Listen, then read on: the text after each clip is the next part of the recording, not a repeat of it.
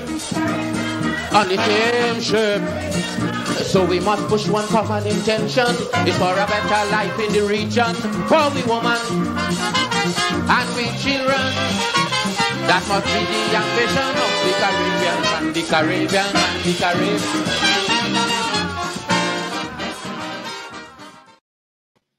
And good evening to you and welcome to this evening's edition of the Open Word podcast.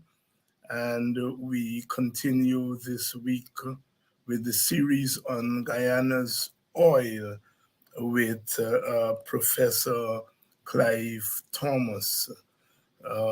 We want to thank you for the feedback that we've been getting, and we want you to go to the Open Word YouTube channel and subscribe so that you would know when the Open Word podcast is on. The Open Word YouTube channel, please go there and subscribe so that we can have you apprised about the show. Welcome again to this evening's edition of the Open Word. Our guest again is Professor Clive Thomas. Professor Thomas, good evening. Good evening, David. And Professor Thomas, yes, we come on here. We come on here with the news that one of your contemporaries, Havelock Brewster, passed away. You were reminding me before we came on that your first book, The Dynamic of West Indies Integration, was with Brewster and Thomas. You want to, before we get into the substance of today's program, reflect a little bit on Brewster as your colleague and I suppose your friend after all of these years. Yes. Yeah, well, he's more than a friend, he's a brother. Mm-hmm. It wasn't, to be accurate, it wasn't the first book. Because the first book was, in fact, my thesis, my doctoral thesis, which was on money and banking in a dependent monetary economy. But the first book that I wrote as a professional economist, a researcher at the Institute of Social and Economic Research at the University of the West Indies in Jamaica. And he was a lecturer in economics. Of course, I knew him back in Guyana from Queen's College days. And we joined forces, and at that time, the search for ideas of how to promote integration in the region was the highest calling for any aspiring Caribbean intellectual. So we joined forces and produced that book. It was a combined work, combined effort. He specialized in the areas of the industrial aspects of the integration, and I specialized in the areas of the agricultural aspects of the integration. We worked quite well together. And as a result of the publication of the book, the United Nations invited one of us to come join them to help to disseminate some of the ideas, because we'd broken ground in terms of promoting what we call functional or production integration, rather than market integration, which is based on trade, and we were basing it more on collaborative production. And we discussed it very briefly because I was not interested in going back to Europe. And he agreed that he would go. And so our paths diverged from that point on. He lived largely in Europe, or largely in the international arena, I should say. And I remained in Jamaica or Guyana.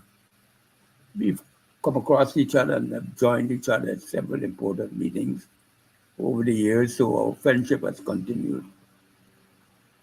And I would like to take this opportunity to make the obvious point that he's one of the foremost intellectuals I'm one of the brightest people I've ever worked with.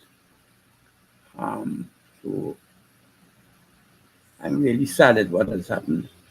All I could do in response to Maurice Odell's email, Professor Odell, to tell me that he had died, was to use the word wow, because I didn't know what I could say.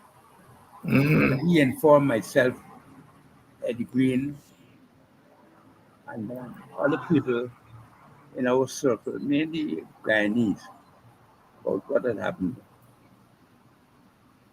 And I'm thanking you for this opportunity to make this public statement in it. And thank you. I met him twice. The last time it was at a CARICOM conference, and I of course I am younger, and we of course looked up to your generation of scholars, and it was really quite an experience to be in his presence at that conference. I think it was about 5 or 6 years ago in Jamaica.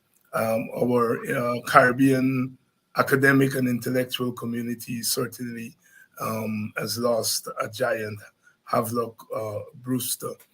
And of course, Professor Thomas was part of that generation that really gave impetus to the integration movement. And I know it remains an important aspect of the New World work that you all did back then.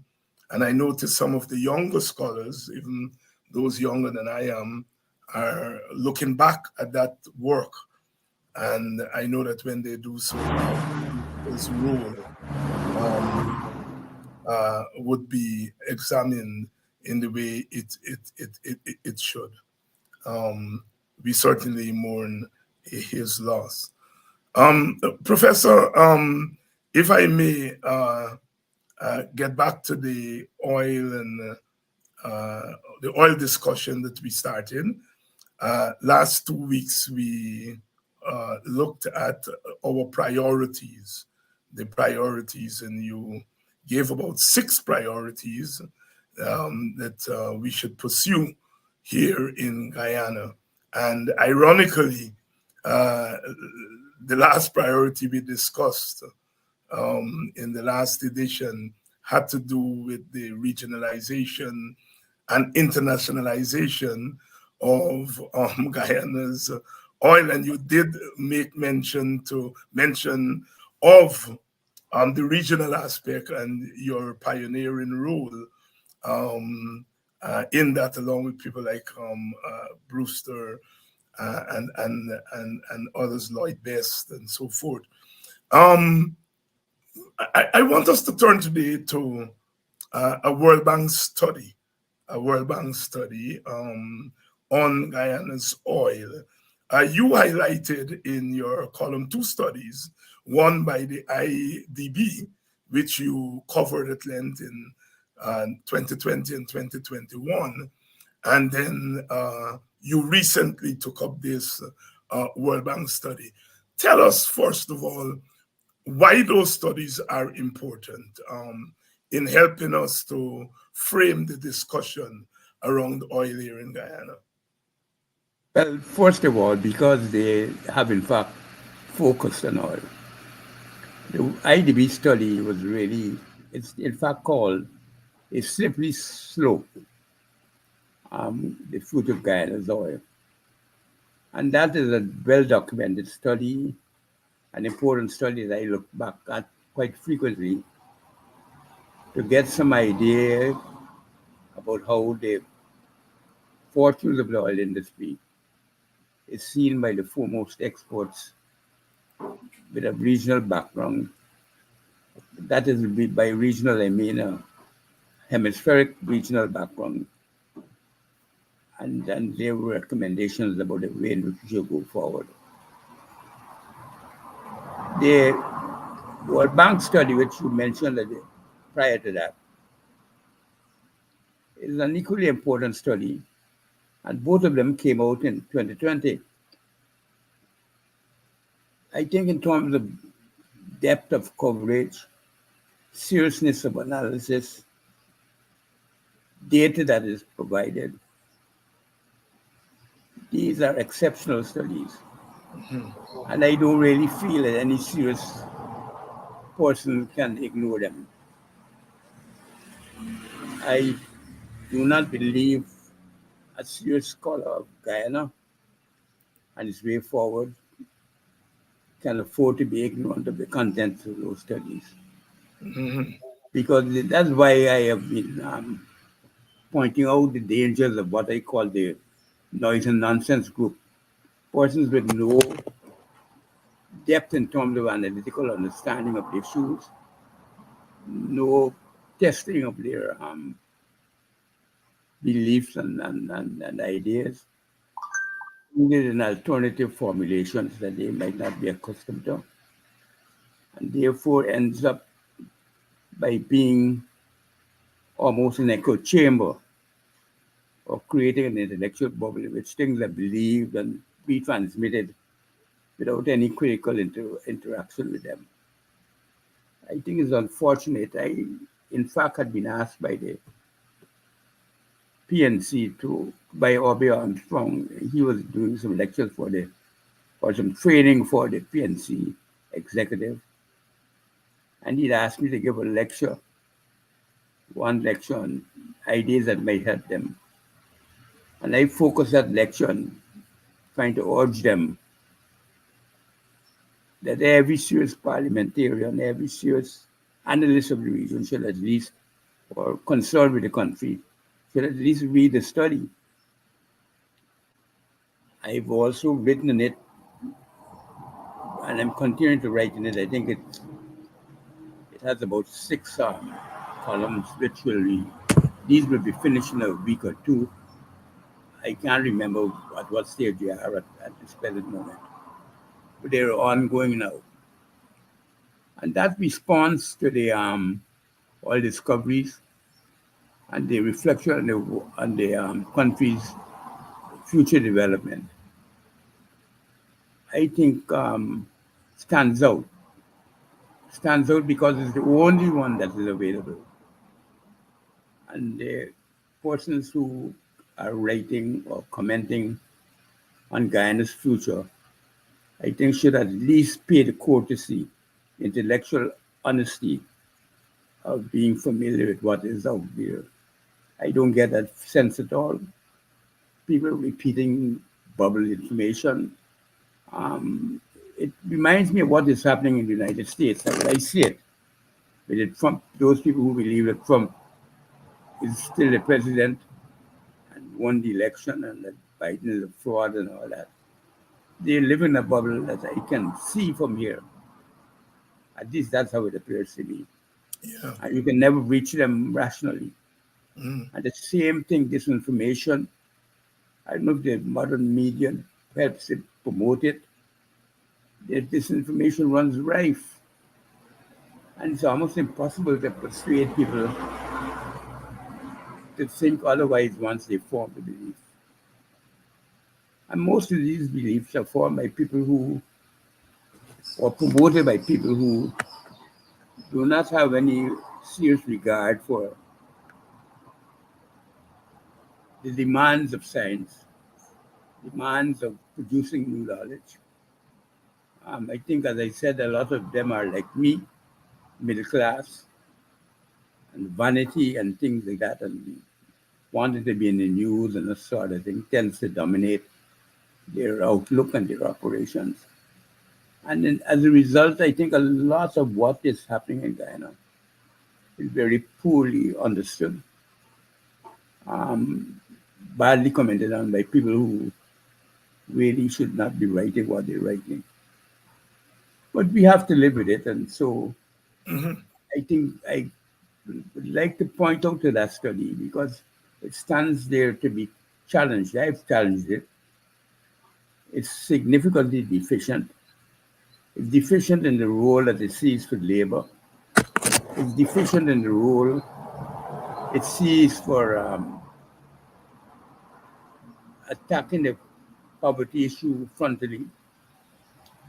Although, unlike other studies, It does recommend cash transfers, but it recommends them as conditional and limited, provides serious constraints to the spending in that area, rejects the call for redistributing income towards poor people, and to do so via the state machinery, which the government has control of, and not the private capitalists. And so wants to whittle down public employment is, in a sense, theoretically and fundamentally anti-union and anti-working class. But it really prospers and joins in sharing the prosperity with the merchant class, with the traders, with the groups that are coming into prominence now. And I find it offensive, but that's the way in which they see the redistribution of income. And this is both the IDB and the World Bank report, both reports. And you've described them as neoliberal. And I suppose the explanations that you gave just now would justify your characterizing them as being part of the neoliberal. They are proud of being neoliberal. They don't try to hide their neoliberal characteristics. They support the World Bank and the well, look, it is the World Bank offering that I'm talking about, but the World Bank has tried to separate itself from the study by saying it's a study of their staff and not a study of the bank, which is something significant. I think that is in part to get some buy-in to the recommendations of the report. It seems a really staff effort, and it might be, I have no doubt, I won't challenge that. And to that extent, it might exhibit some more independence, but still cut in the same cloth. Right. And the fundamental thesis of the presentation is not in the direction I would consider to be progressive. Yeah. It does not support the poor and the powerless as a priority. And it makes an option for the traders and merchant class, whom they would like to see prosper, and through whom they measure the success or not of what is taking place in the oil and gas industry. In the oil and gas industry. And I may be asking you to repeat some things that you've already said here this evening and at other places. But why is the neoliberal thrust incompatible with development in a place like Guyana? I think the premise, the theoretical premises. And all studies tend to work within an ideological or theoretical frame. And they have their own priorities and their own goals. But a lot of the neoliberal economics is rational in terms of once you agree with their premises, once you agree with their models, as they call them, they're really rational and they're difficult to defeat at the level of technical incompetence. What I feel that the progressives fail to do is to match that when they themselves make recommendations. They would write about conditional transfers, and they would also have within the ranks others who believe in unconditional general transfers, much as the WPA proposes in their Buxton proposal, that are also writing for the World Bank. So it gives a fairly broad coverage to the issues. But on the progressive left, a lot of the policy work is not done. A lot of the telling governments and giving the ideas that they might put into place is not done. So it remains at an abstract theoretical level. And that in itself could create its own intellectual bubble. So I believe that in terms of Guyana, the neoliberal school has been as equally confident or competent in terms of identifying what is happening here as the extractivist school and the other schools that we talk about in terms of the petro state. But they have the additional advantage, maybe because they are backed by institutions, of being able to produce policy documents.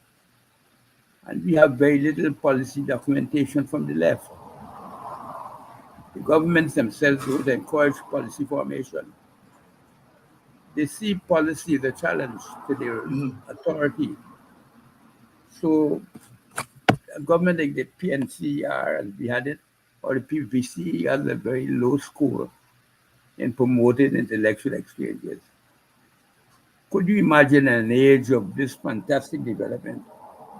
The Ministry of Finance, of all places, does not have a regular publication to exchange ideas, to give the young people an opportunity to write and give a vision of what is taking place. Every other civil society that has that going. They may treat it as staff paper and they tell you that is what it is.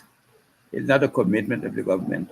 But we try to encourage intellectual discourse. We try to promote a vision that is authentic and indigenous. But we give no leeway to that, and the university is not also doing it. Because I don't know if they're intimidated by the situation, but they make their own efforts. But they don't see the fruits of the product displayed widely. I'm not trying to bash them, far from it. The things I want to encourage this type of development to take place. No one person can be the seal of all knowledge. Knowledge flows and it grows when it's interactive, when you benefit from exchange of ideas and challenging ideas. And we have to create an environment in which the challenges of today are understood and that people are trying to do better than that. But what has happened as a result is that there is a very petty, I don't want to say petty bourgeois, but it is petty bourgeois approach towards the intellectual elements of where we are today. Because they're more obsessed with the bubble of vanity, I would call it. As my mother used to say, vanity, vanity, said the preacher, all is vanity. A lot of it is preoccupied with positioning yourself in the aura of what they see as intellectualism in this tiny slip of a country. And they speak to a bubble, act in a bubble, live in a bubble.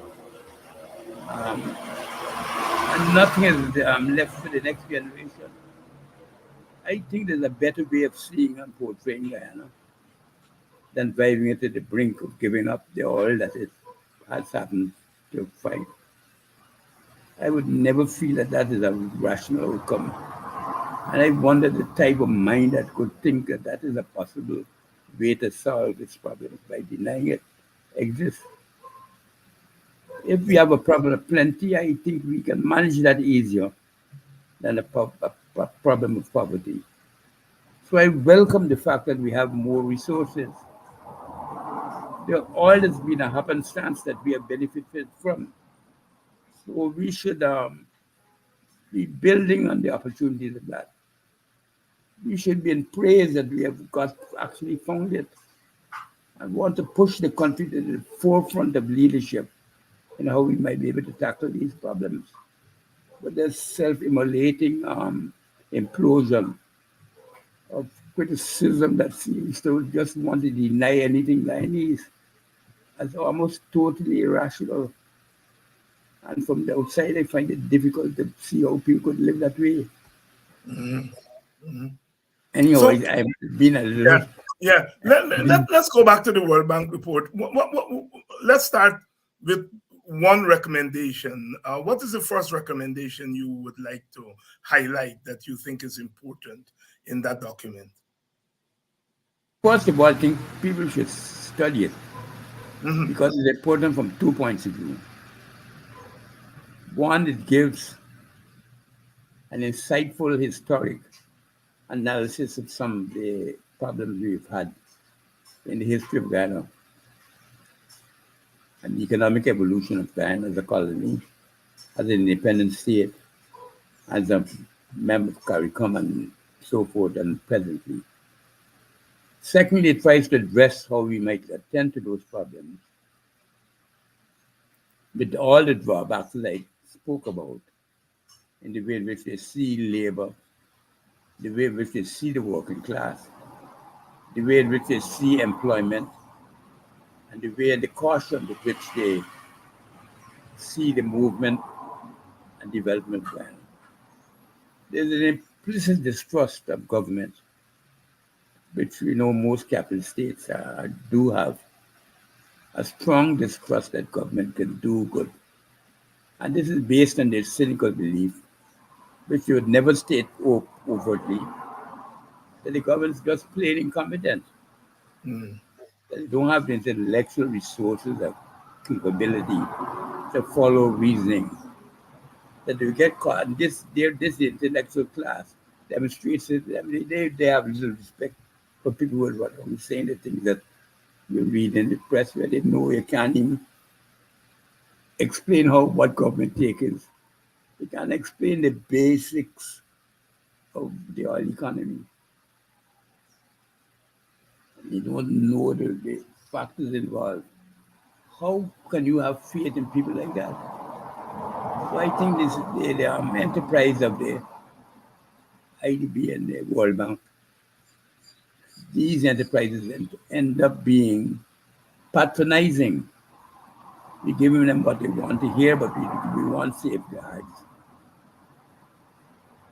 So when we're fighting for local content, they're back there saying, let's try and prevent what all local content costs. Always costs every economy, and they don't seem to know it. That is disguised protection. This is a way of subduing competition, to blah, blah, blah, and all the things that they would say. And therefore, they are treating it as something that they would grudgingly concede to, because we never present a case in which we show that the local content is in fact contributing to the development of the local economy, other than the merchant and trader class. Even basic figures we don't keep. So the dispute between what the local content authorities are measuring and keeping every day, and what the form itself say they have spent. And we take this for normal. We don't even question it. It's mentioned in the press. I don't deny it. But it does not become a cause of alarm. How could you get such major discrepancies? What it is, why it is that Guyana would have that happening? Because this is just a patronization of the call of all of those who are trying to put pressure, as they see it, in the street. So they concede it. But they're trying to, at the same time, minimize the high costs, the subsidization, all that is implied in it. It's like the Natural Resource Fund. They're doing that to defend themselves. Because at one point in time, the Americans actually believed, and the West believed, that the natural resource funds of the rich countries around the world were being used to destabilize them politically. And this was based not on a political agenda. This was based on the greed of the Middle Eastern owners of the oil sector.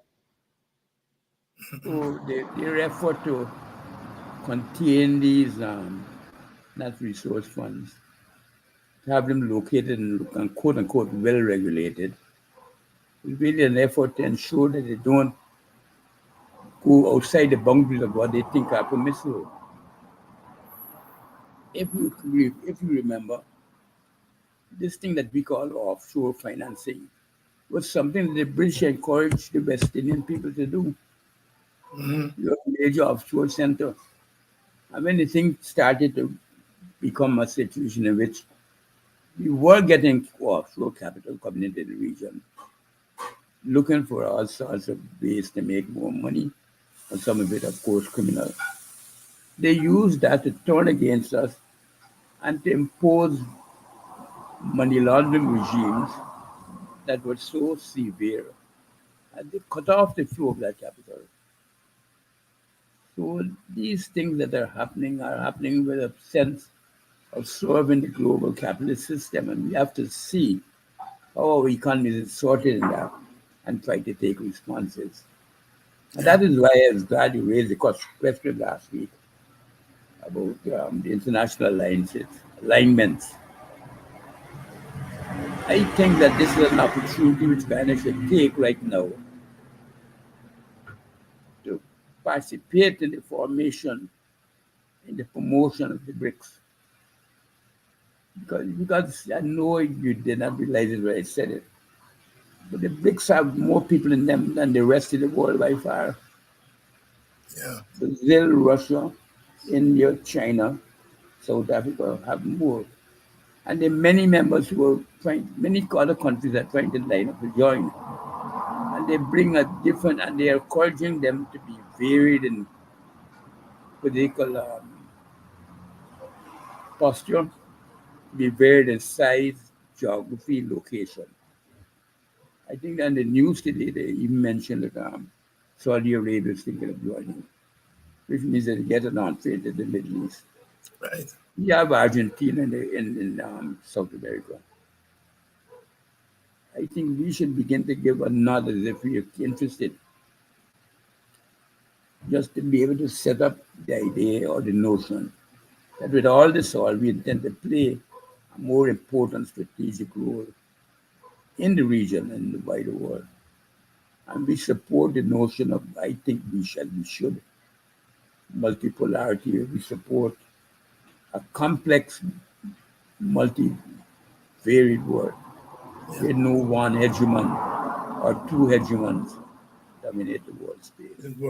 The World Bank report started by saying this is a pivotal moment. Call the pivotal moment. Pivotal moment in Guyana's history. A pivotal moment in Guyana's economic history. What are they highlighting? They're highlighting the introduction of oil, the commercialization of oil. That's the pivotal moment. That's the pivotal moment. Changes all the previous rationales and explanations and theses of Guyana. Of Guyana.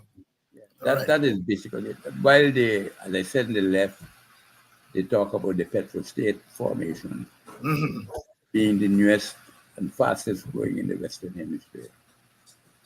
But they see that in another way as representing a pivotal moment. A pivotal moment. And in the next section, they dealt with what they refer to as oil and intergenerational equity. And I was intrigued by that. Explain to us there what they mean by intergenerational equity. Yeah, I'll do that. Yeah. By intergeneration, they mean that we must not only cater for the development of this generation, but future generations. And so, particularly in neoliberal economics, there's a lot of that. Yeah. So when they try to restrain us from not spending too much of the oil money, they tell me we want to save some for the next generation. But my answer to that, which no one can ever defeat, is simple. If we're growing, and if the average per capita income is rising over time, then the next generation is always better off than the present generation. You gather me? If we are able to sustain growth, produce and sustain growth interminably, future generations will always be better than the present generation. So that is really the problem. The problem is not putting aside something. The problem is how to generate sustainable growth. Because once the growth is there and every year getting more and more compound, the pie is getting larger, larger. So that even when the rate of growth begins to diminish, it's growing from a larger base. China used to grow at about 1,000% when it started. But now to get 10% growth out of such a gigantic economy is a tremendous achievement.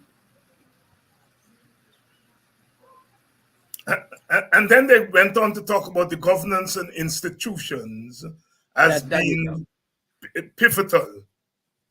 very pivotal. Uh-huh. Because you see, when we call a country a petrostate like Ghana, we're not only talking about the share of oil and gas in the economy, we're also talking about its governance. The two are always combined because they yield a certain type of state, a certain type of pattern of relationships among the ruling classes, which tends to perpetuate the petrostate characteristics and not to democratize and broaden and development and so forth. So the Yeah. petrostate is really a combination of oil having a rising share in economic activities, Right. and the elite classes behaving in an autocratic, non-sustainable manner, more concerned with exploiting the rentier income from the oil than in developing the masses in the country. So you're comfortable with that as that part of the report? Yeah, I'm comfortable with that part, of course, because it is not as a universal definition now. Right now, a petrostate is a universal definition. Yeah. That's why people draw the difference between, let's say, America, who produces a lot of oil, Canada, who produces a lot of oil, and let's say Saudi Arabia, who produces a lot of oil, or Norway and other countries. There, about 30 countries produce a lot of oil. And not all of them are petrostates. You would never think of calling America a A petrostate. petrostate, right. I was just thinking about that. The other dimensions of the state and its governance dominate to the extent that you could see the difference. But in an upcoming economy like Ghana, you think of the narrow clique of the political parties and the emerging capitalist class. These are the elements which are probably not more than a couple hundred in number that represents the state interests ultimately. Right. And then they went on to talk about economic transformation and job creation. What was the central thrust there in that section? Central thrust is that we don't rely on job creation through the state. Uh-huh. This has to come from the private sector. That's why I'm saying they are promoting the traders, the merchants. And you are uncomfortable with that? Yeah, because it also means diminution of the state. Uh-huh. The last thing they want, although they want more employment, the last thing they also want in that same formulation is more state employment. So, for example, I give advice to the union public service.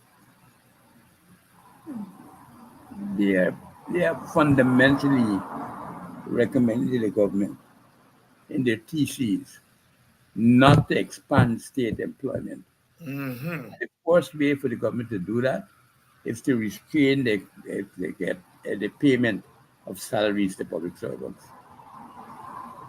Because then you don't attract them, you don't undermine the labor market for the traders.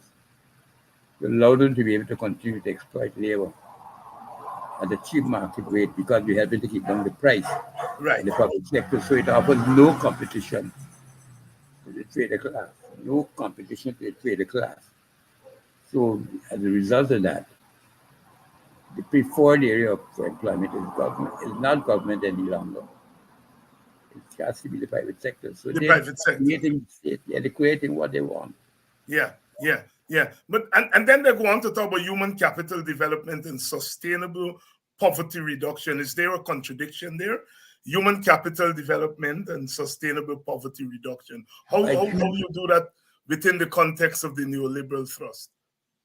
Because by human capital development, they're emphasizing things that be develop the quality of the workforce, of Yes. human health, education, skills training, civic understanding, and things like that. That's what builds up the capital in the human stock. Mm-hmm. And that would also improve your productivity as a worker.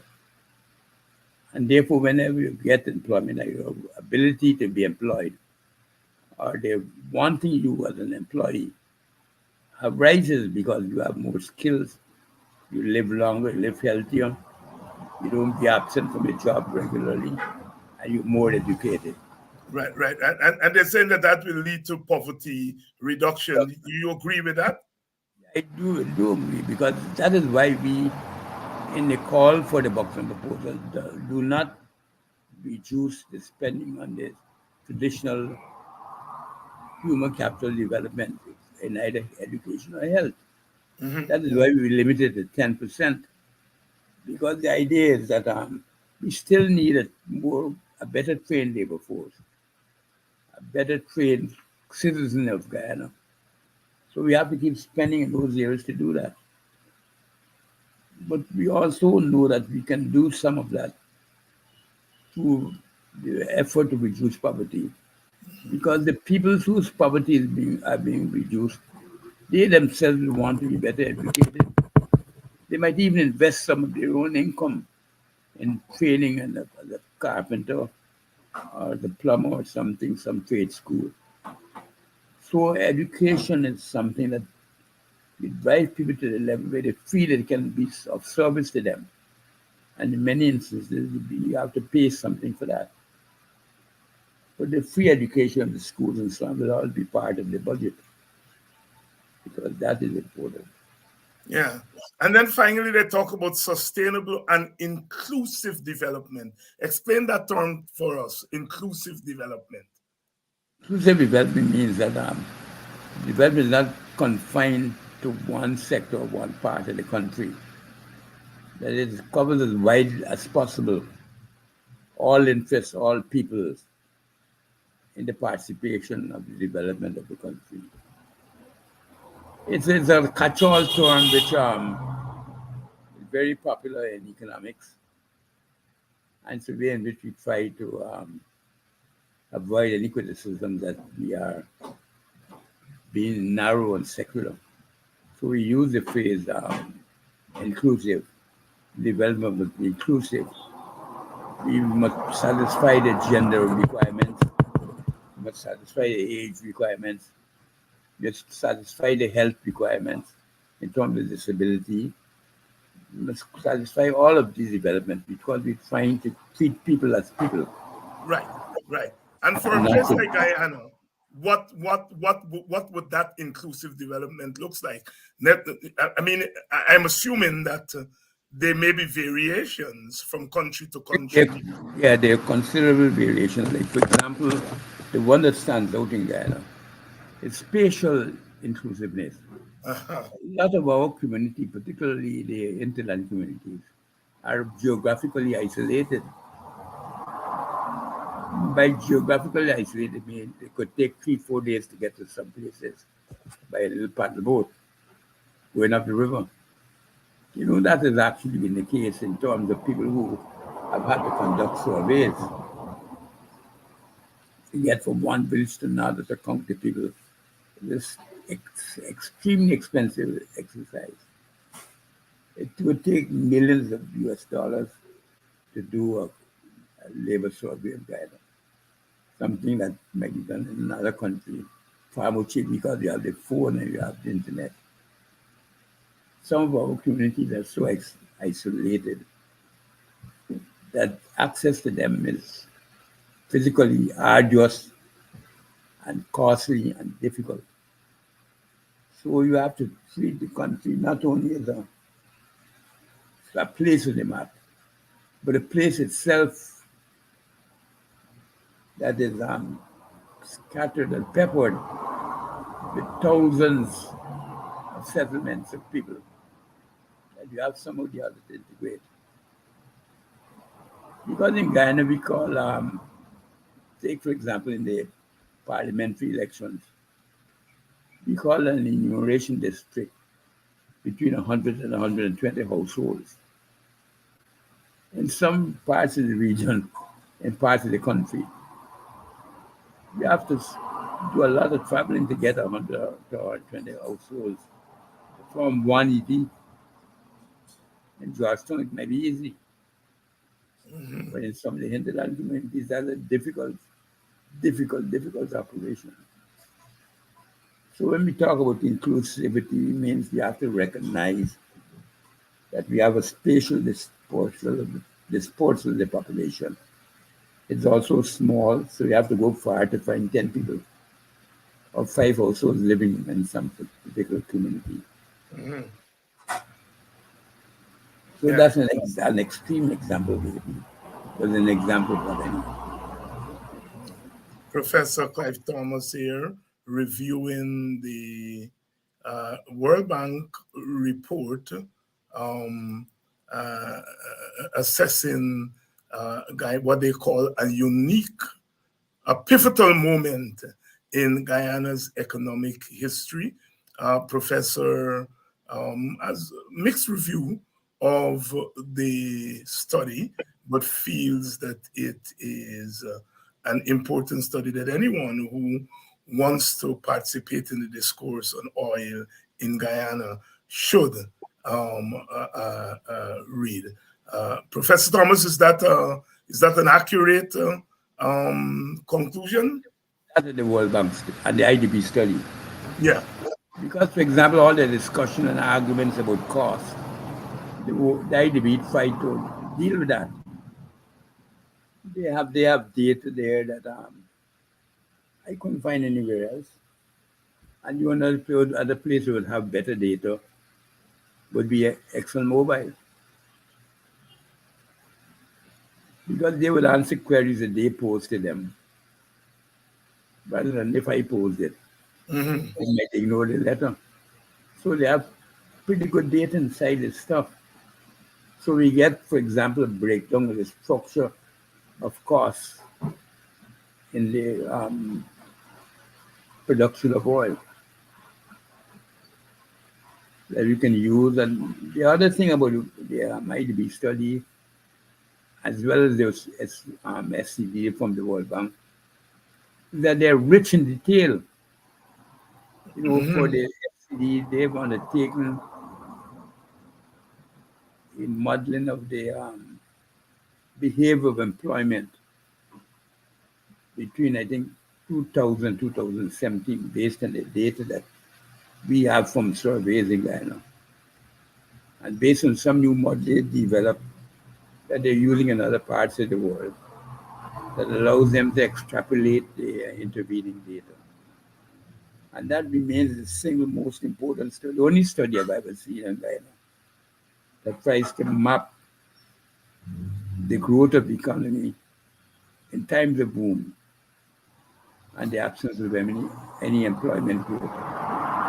It's that data, set of data where we don't have to say we're getting, for example, the oil industry growing and not much employment. Where the actual calculation is made for the boom in the oil sector between 2000 and 2017 and the impact on employment. Because now we're employing less than 5,000 people in the oil sector. All these billions of capital. Mm-hmm. So we can see what it is would happen if we had to finance that capital ourselves. Professor Clive Thomas here speaking about the World Bank report on Guyana's oil economy. The report there, Professor Thomas doing a series in his column, Guyana and the Wider World, and we are reviewing it here on the Open Word. and he recommends this study for anyone with some interest in the discussion of oil in Guyana. Any closing observations, Professor? Yes, I would wish my progressive comrades. I know Professor Canterbury has been trying his best, but try to pattern these developments and produce their policy studies. In fact, I'm writing a chapter for a book that he's bringing out. So I hope that, and it focuses on the employment issue. So I hope that maybe they will try to fill that aspect from a more progressive standpoint. Thank you very much, Professor. Thank you very much for yet another edition of the Open Word and Guyana's oil. And I hope today we've been able to advance the discussion. There was some reaction to last week's, the last couple of weeks discussion. Some people in the popular media have picked it up and have been using your perspective, and some of that coming from some strange places.